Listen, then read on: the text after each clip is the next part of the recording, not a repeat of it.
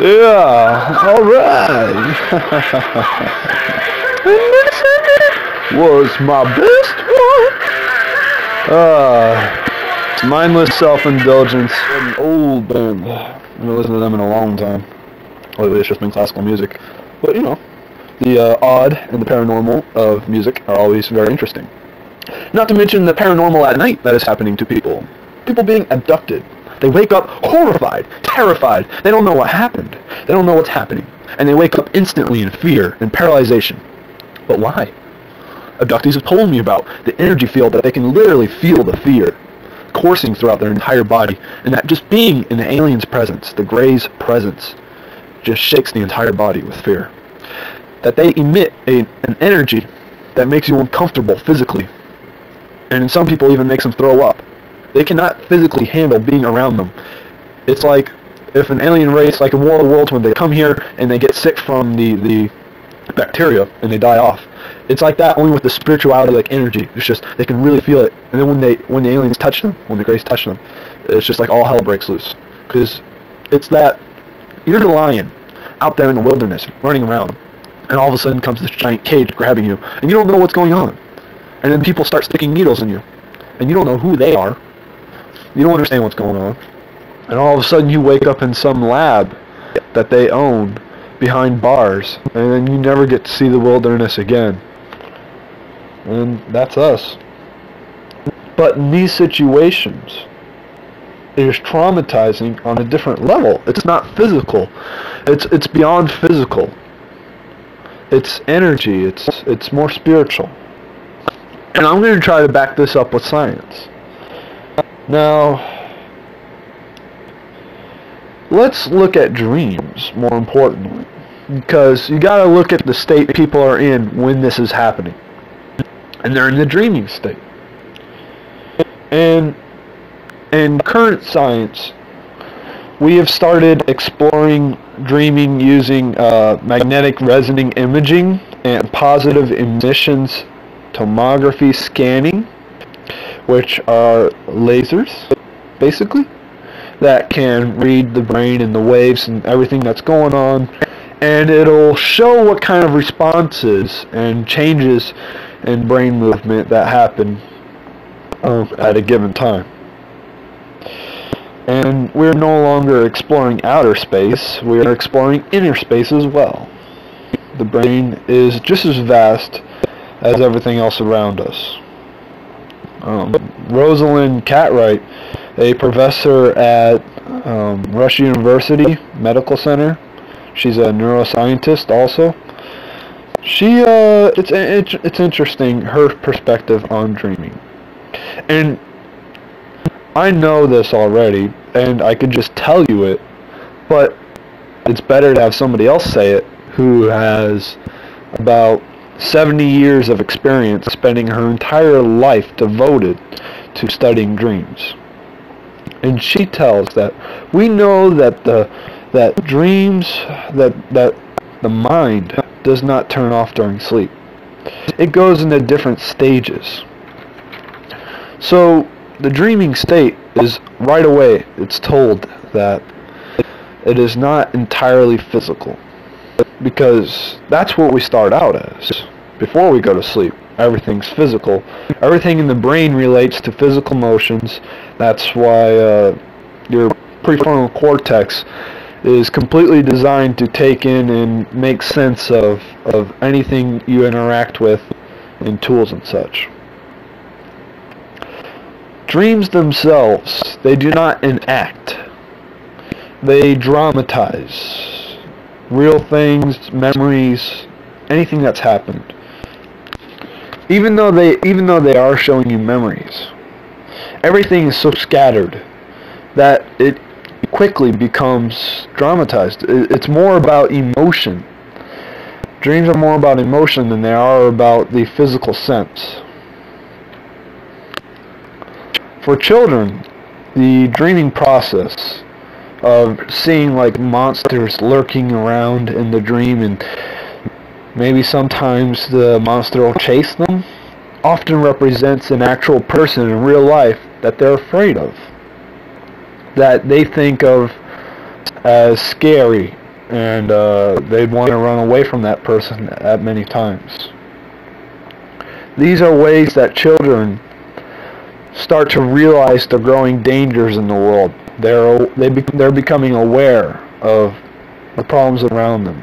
They're no longer just associating everything as wonder and mystery.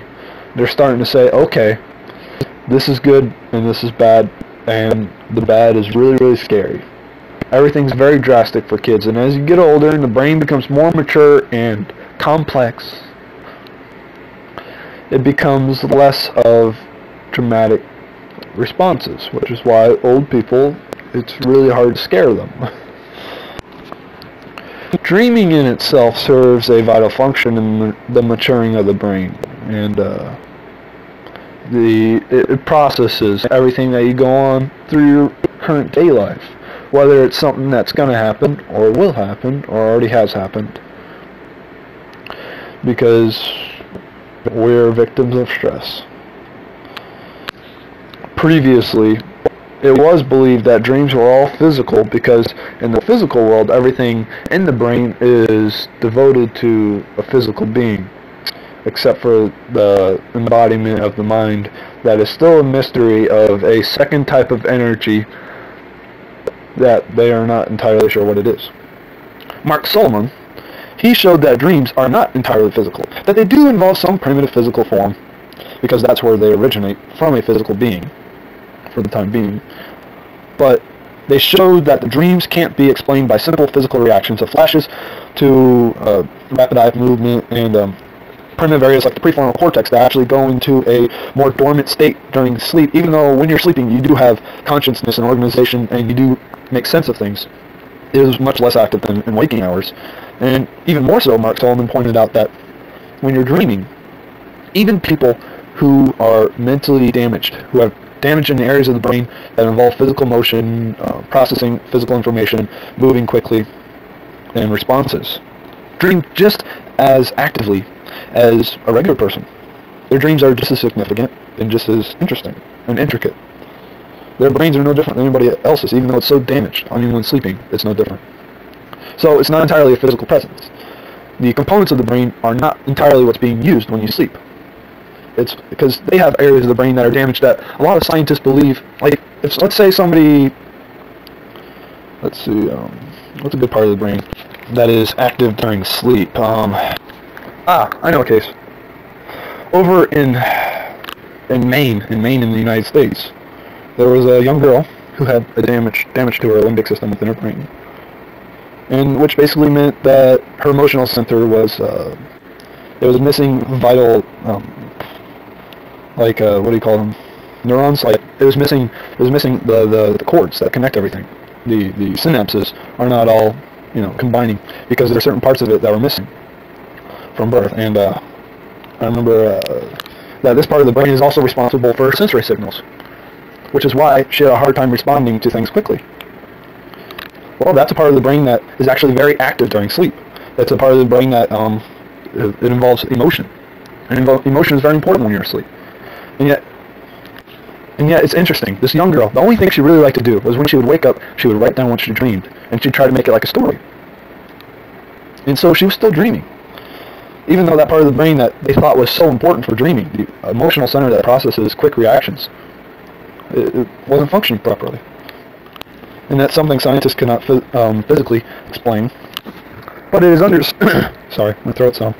I'll screw it up for some reason. Anyways, it's well thought out and understood that creativity is nothing more than putting memories together. So clearly she still had all her memories, and she was still able to put them all together in an intricate fashion to come up with all these stories, so she was still able to dream. And that's their explanation. So, I believe it's possible that while you're experiencing all these emotions during your sleep, and you're trying to make a higher order or understanding of things around you in the current life, whenever something else comes into picture that is just as out of order and just as uniquely powerful with an energy of emotion, if it is possible. Scientists wouldn't be able to explain such a thing, but if such a thing were possible, then maybe it's actually the fact that it's interfering with the dream itself that enacts the person to. But if it's the dreams that are making us vulnerable, then how come some people don't dream at all? Well, it is believed that people with a higher order of motivation, people with passionate emotions and abstract thinking, that stop dreaming altogether because they are already fulfilling the ideas and the motivations and the critical thinking creativity that they would normally bring out in their sleep. Some abductees even tell of how they, when they're in the presence of a pure breed gray, not the hybrids, not the little ones, the pure breeds, that they feel a sense of loving and energy because they're telepathic beings. So they use their mind over matter in a general sense. So it would make sense that they would emit some kind of feeling. But I don't think all of current science could explain it.